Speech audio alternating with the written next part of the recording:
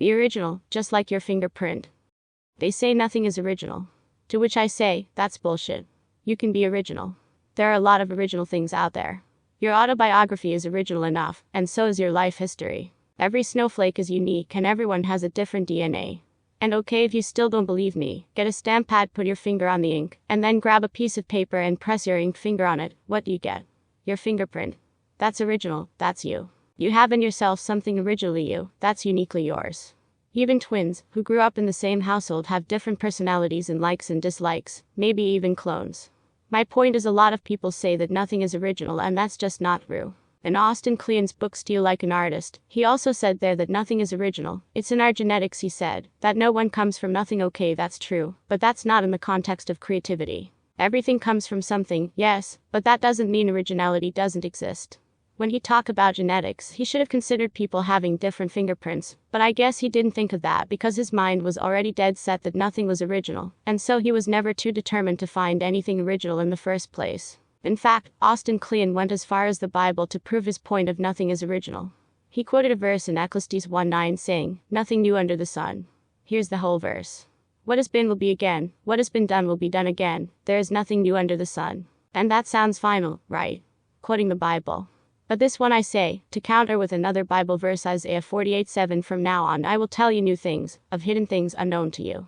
They are created now, and not long ago, you have not heard of them before today." So it's clear that there are things not known to us, that we are still discovering, and sure, there is nothing new in the sense that you cannot add a drop of rain to this earth. Everything was already made here, and cannot be unmade.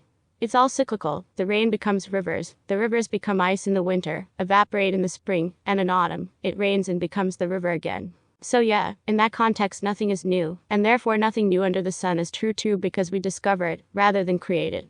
However, if we're creators ourselves, as artists, the art we make can be original, because we can still show things new to people that we might have discovered ourselves. It can be that the paint and mixers are the same after it was done 1,000 years ago, but the expression behind it, the way the paint was painted on a canvas today, couldn't be identical, by the person or the stroke.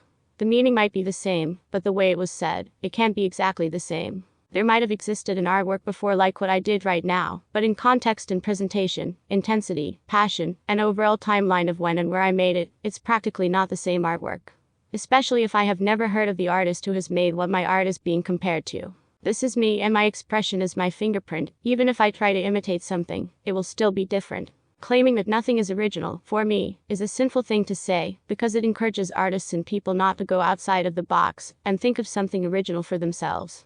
It doesn't force them to come up with a new idea or approach and seeing things from a new perspective or tackling an old problem with a new solution. The nothing is original means it only lets artists and people be lazy. It's an excuse they would gladly spout about the shirk from the task at hand. Their thinking is, why should I bother?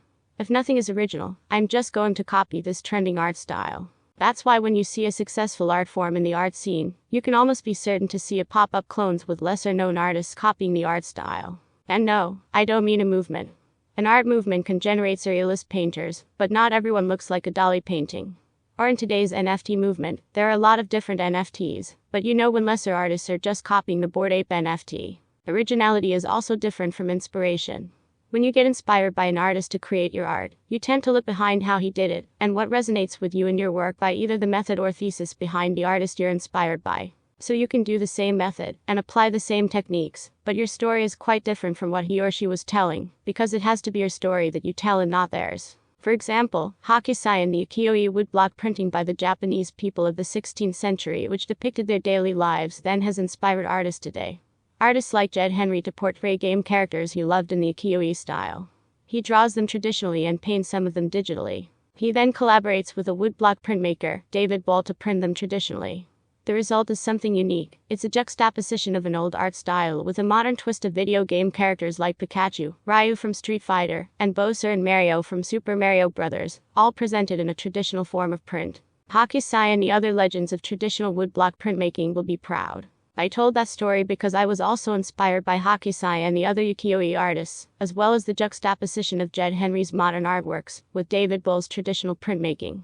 My wife and I were participating in an art event where we can sell our artwork to passers-by at BGC in our booth. Since the event was a weekend, I thought instead of bringing my huge oil paintings, which won't sell on the spot because they're too pricey for the average passerby, I should create an easy-to-do series that I could sell at a lower price, given I'll be making it small as a sheet of paper, and much faster than my average painting. So as I was thinking of what I could do, my thoughts led me to Ukiyo-E woodblock printmaking, as they can produce multiple copies of an artwork. I like the aspect of woodblock printing where you can print many copies of an artwork, which is something really handy for an artist to sell fast and cheap, but still have a high quality in terms of production, execution, and concept. However, I did not know how to do woodblocks, carving them alone is mastering a different skill, so I instead opted for what I have in the studio, and what we have is a Canon inkjet printer. So what I thought I'd do is I would draw the outline of an artwork, and then scan it, and then print multiple copies of them in our printer onto watercolor paper.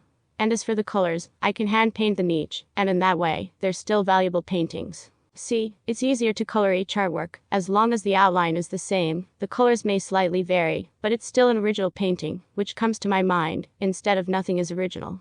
It's everything's original. So I got the how to do it part down, but now what will I paint? I could go with what Jed Henry did, juxtapose the old art style with the video game world, but he's already done that. If I did so, that's copying his concept. So instead I thought harder about what I could depict. This led me to me looking at the files on my computer and hard drive. I take a lot of photos of just about anything because I might need them one day for reference in my comic books or artworks, and I also just love to take photos of beautiful things and people I see in the streets. And so it hit me, as I was looking at the files and saw the people in the streets that I took photos of. I suddenly knew these were the ones I wanted to paint, and so I did. I drew them as I would in a comic book style artwork, inking it, and then scanning that inked outline and printing it on watercolor paper. Then I painted each one with watercolors and color markers, and by the end of the day, I had at least 7 new artworks on paper to sell the next day. They were always small, the size of a bond paper, but when I had them for sale the next day, I was immediately able to sell one artwork which cost about 500 pesos. If it had been an entirely original painting without a print, I might have charged it 1,500 to 2,000 pesos for a single one-of-a-kind artwork, and that might not attract people that much with its price. They might like the piece, but they might not buy it. And so the next day came and I sold another, and then I was beginning to think I had something, and when I posted them online, since I can also repaint them, it went viral. A lot of people liked it, so I decided to do more, and I named the art style Manila Ukiyo-E. It's my take on the Ukiyo-E art form, where they capture and paint their daily lives in Japan back then, but now it's a modern take of what Manila life is like, with a much more modern approach in the process of creating and producing and reproducing an artwork in the series. I created Manila Ukiyo-E back in December 2017. Now in 2023, we have almost 5,000 followers on its Facebook page, and I've sold close to 1,000 original Manila Ukiyo-E artworks. I've done 5 solo shows of them, and have been featured in numerous websites for this series, including Esquire Philippines, Business Mirror, and The Guardian.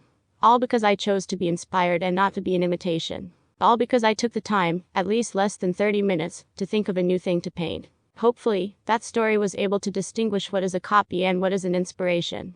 I was inspired by the process of woodblock making and Jed Henry's modern approach to the craft. I did not, however, copy Jed's video game concept, nor the Ukiyo-E artist's life in Japan, but instead look within what I already have with me that I can make my own. And that's how you get to be original, by just being you. To clarify, you can get inspired by a lot of different people, but do not copy their concept or their story, because if you do, you're telling their story and not your story, and if people already know the story of that someone you copied, all they can see in your artwork is a copy of that person's story. A technique is a different thing. You can learn and use a technique if you want. No one owns a technique. It's a way of doing something, and it's passed down to generations of artists and artisans. However, one story, that's you, and just you who has it. You might have been born in the same hospital as 1,000 other kids, but all of your stories are different. Even if you were born with the same mother, you can have a story different than your brother or sister. So that's how you can get to be original. Dig something deep within you. Other people look at what others are doing when they are seeking inspiration for what story to tell, but I seek inspiration from my own stories, my own experience, and my mistakes, because everything is different from one's own eyes. Copycats look on the outside for things to imitate. I look within for me to express what I feel and what I want to say. And within you lies what you like, what you don't like, your personal experiences, your trials and hardships, your lessons, and your bouts and insecurities. As long as you're honest about them, and are willing to share them with others through your art, you will find that you will never run out of ideas or stories to tell. Did you know that in 1889, Charles H. Dewey, the commissioner of the U.S. Patent Office, was widely quoted as having stated that the patent office would soon shrink in size and eventually close because he said everything that can be invented has been invented. Imagine that, in 1889, how minfic would he be if he saw an iPhone? Or a laptop? Or YouTuber Avengers Endgame no, Spider-Man No Way Home? People through generations would say that nothing can be invented anymore, but we don't even know what we don't know. And so with the unfathomable quantification of knowable things, why put an expiration date on it? Lastly, Ralph Waldo Emerson said, "Envy is ignorance, imitation is suicide." He meant that when you envy people, you do not know what other faults they have in their lives, that your envy should not exist, because if you knew everything about them, you might not envy them, to begin with. As well as, why would you envy people when you can just look around at what you have, and appreciate what you already have, and find that you are already so blessed? And on the part of imitation is suicide. He meant that if you copy others, you are killing yourself. It's more toxic than poison or cigarettes, more deadly than a virus. When you imitate other people, you're killing your true self, killing who you are. And one day you will see in the mirror, you are not you. You are your idols and the people you want to be and you think is cool. You listen to music you don't even like just because a lot of people listen to it. You don't say you like something or not just because you don't want to offend people, and soon you become everyone else instead of yourself. When you try to please everyone, you become no one. So try and look within yourself and have the guts to be who you are. That doesn't mean not improving your shortcomings, and it doesn't mean if you're a fucking bully all your life you remain a bully. No, you can change for the better, every day, every single day. You can change something every day and be your true self, and make works of art as bright as one soul. I don't believe it when people say nothing is original. What I believe is, people are just too lazy to come up with something new. It's right there on your fingertips. Be original, just like your fingerprint, and make your mark in this world.